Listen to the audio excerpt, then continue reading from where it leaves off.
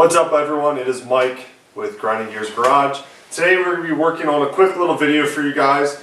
We're in the process of cleaning out the shop right now. I have a new project coming up. We'll discuss that in another video a couple weeks down the road. But I'm in the process of cleaning some stuff out of the garage, getting rid of some projects that I haven't been working on. Don't have a whole lot of time to ride anymore, so a lot of projects are going to be getting cleaned out. I'm going to save one or two to work on from time to time for fun. But today we're going to work on another video for the Lt250r guys. We're going to discuss replacing your water pump mechanical seal. Now on your Lt250r on the clutch cover, this is your water pump, helps circulate coolant. There's a weep hole on the bottom here, which a lot of people actually put a like epoxy over, which I'm going to take that off. But that'll let you know that your mechanical seal is going bad. It's weeping coolant out. So what we're going to do is we're going to go ahead and pop this off, show the proper removal and installation of a new mechanical seal. A lot of guys do some pretty shady techniques and stuff like that. Obviously, the clutch cover is not on an engine, but after about 8 bolts, they come off pretty easy. It's pretty simple to do, so why don't we bring the camera over and we'll dive into replacing the mechanical seal on the water pump. So now we're over here at the workbench. We got a little closer look at our cover. Whoever owned this before me put a nice dab of like silicone to cover up the weep hole that we were talking about. You're going to see coolant dripping from here when your mechanical seal is bad. So we're going to go ahead and take our water pump cover off. Normally it is 4 8mm bolts, but it looks like somebody replaced a couple of the bolts with Allen bolts. So we are going to pop these 8s out and grab an Allen wrench. So after using an Allen wrench, we got our cover off. As you can see, now this bolt here on the bottom stays in unless you're going to be draining the coolant out. You pop that out. You can see there's a drain hole right there. It helps drain the coolant out of the engine. So we have a pair of channel locks here. We are going to be holding the impeller as we use a 10mm, and the bolt is reverse thread, that's right. So now that we have the 10mm headed bolt removed, you can see there is a focus. There's 2 washers on there. The bottom one has like a little seal on it, so make sure that goes on in the correct spot. Your impeller should pop off there fairly easily, and you can kind of see how a mechanical seal works here. We'll show it real quick. Basically it's a spring, and what it does, let me get this lined up here, is as you apply pressure with the bolt,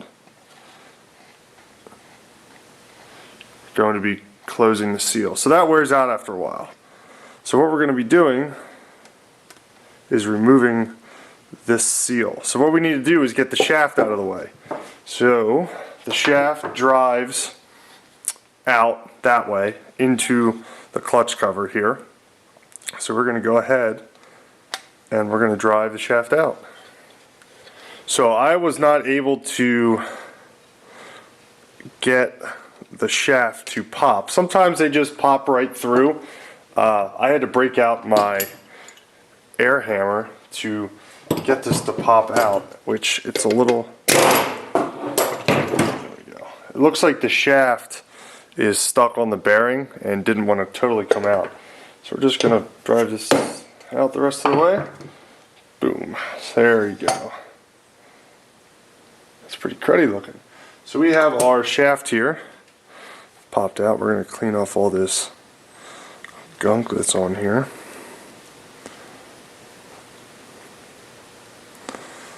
So there's actually an oil seal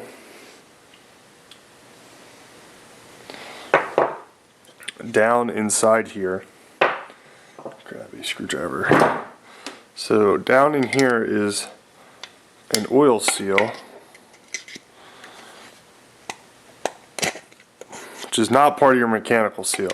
If you buy a seal kit, you will get this as well. So you want to make sure you replace this. Keeps coolant from going into your engine and oil from going into your coolant. So this one's junk obviously, so we're going to set that one aside. But if we clean this out, we can see the back side of our mechanical seal. So what we're going to do is we're going to grab a socket that fits in there and we're going to drive the seal out. What you don't want to do is grab a screwdriver. What I see people doing is grabbing a screwdriver and trying to pry in here to get this seal to pop up. Not the best way to do it. So let me grab a socket, I forget what size it is, and we'll pop our mechanical seal out. So we have our clutch cover set up here to pop the seal out. 7/16 socket works quite well. I have a deep one here. We already tapped this out a little bit, but let's give it one last tap, drive it on out, and you see our mechanical seal here. So we don't have a new one to install. We are going to be selling this clutch cover, so I'm just going to reinstall this back into the cover. So what we're going to do is grab a socket here. I think it's a 24. 24 is just about the right shape, and it fits in the pocket here. So what we're going to do is push this in slightly, take our 24, I'm sure you can find anything that fits, and all you want to do is basically use this to push the seal back into the pocket.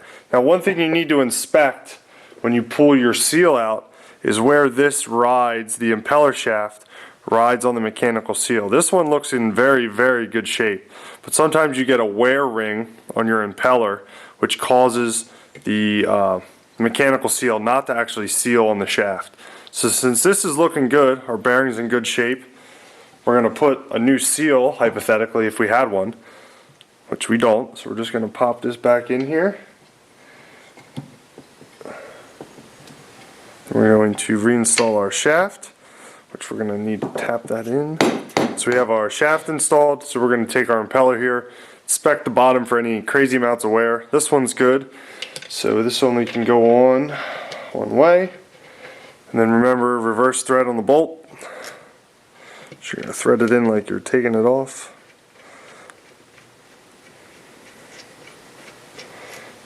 So we'll put that back on. We'll knock it all up.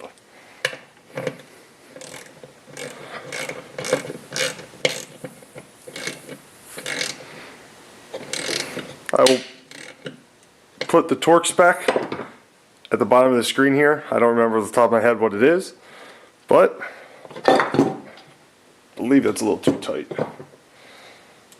It won't spin. Yes, a little too tight.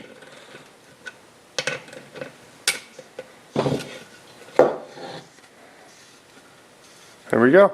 So that's how to replace your seal. Usually you get a new gasket or O-ring that goes in here.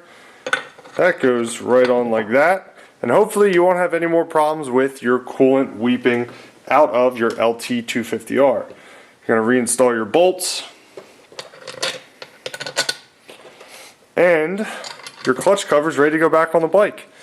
So thanks for watching, guys. As always, please like, subscribe, comment with any questions you have. We'll be happy to answer them. We are putting just about every LT part that I have extra up for sale. I have two right now. I'm only going to be keeping one, which is the complete restoration. That one's going to be staying. Other than that, if you guys have any questions, send me a message on Facebook, comment on YouTube. We can get in contact with each other. So thanks for watching, guys, and we will see you guys next week.